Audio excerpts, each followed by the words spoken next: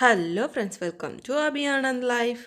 இன்றைக்கி நம்ம சிக்கன் குழம்பு எப்படி செய்யறதுன்னு பார்க்கலாம். ஒரு பாத்திரத்தில் கொஞ்சமாக எண்ணெய் சேர்த்திட்டு 3 தக்காளி சேர்த்திக்கலாம். தக்காளியை நல்லா வணக்கி எடுத்துக்குவோம்.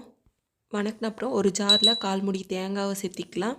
நம்ம வணக்கி வச்ச தக்காளியும் சேர்த்திக்கலாம். ஒரு பெரிய வெங்காயம் எண்ணெயில் வணக்கி வச்சுருக்கேன், அதை சேர்த்திக்கலாம். 1 டேபிள் ஸ்பூன் சீரகம், 2 பட்டை, 4-5 கிராம்பு சேர்த்திக்குவோம். அவ்வளோதான். இதை கிரைண்ட் பண்ணி எடுத்துக்குவோம்.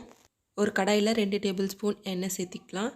எண்ணெய் சேர்த்திட்டு நான் 1 கிலோ சிக்கன் எடுத்திருக்கேன், அதை எண்ணெயில் சேர்த்தி வணக்கிக்கலாம். தேவையான அளவு உப்பு சேர்த்திக்குவோம். அது கூட ஒரு 1/4 டேபிள் ஸ்பூன் மஞ்சள்தூள் சேர்த்திக்கலாம். நல்லா மிக்ஸ் பண்ணி விட்டுட்டு ஒரு கொத்து கருவேப்பிலை சேர்த்திக்கலாம். கூடவே கொஞ்சமாக கொத்தமல்லி சேர்த்திக்கலாம். நல்லா மிக்ஸ் பண்ணி விட்டுட்டு 2 டேபிள் ஸ்பூன் இஞ்சி பூண்டு விழுது சேர்த்திக்கலாம். இப்போது தண்ணி ஊற்றாமல் ஒரு 15 மினிட்ஸ் நல்லா வேக வச்சு அதுக்கப்புறம் சாப்பிட்டு பாருங்கள், செம்ம டேஸ்ட்டாக இருக்கும். நம்ம இப்போ மசாலா ஆட்டி இருக்கிற வேலைக்கும் நம்ம மசாலாவை சேர்த்திக்கலாம். தேவையான அளவு தண்ணி சேர்த்திக்கலாம்.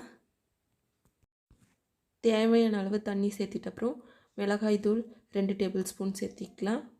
மல்லித்தூள் 2 டேபிள் ஸ்பூன் சேர்த்திக்கலாம். ஒரு 15 மினிட்ஸ் நல்லா கொதிக்க வச்சு எடுத்தோம்னா நம்மளுடைய சிக்கன் குழம்பு ரெடி ஆகிடுச்சு. லாஸ்ட்டாக நம்ம கொத்தமல்லி சேர்த்திக்கலாம். கொத்தமல்லி சேர்த்துட்டு நம்ம அடுப்பை அணைச்சிட்டோம்னா நம்மளுடைய சிக்கன் குழம்பு ரெடி ஆகிடுச்சு. தேங்க்யூ ஃபார் வாட்சிங். Bye bye.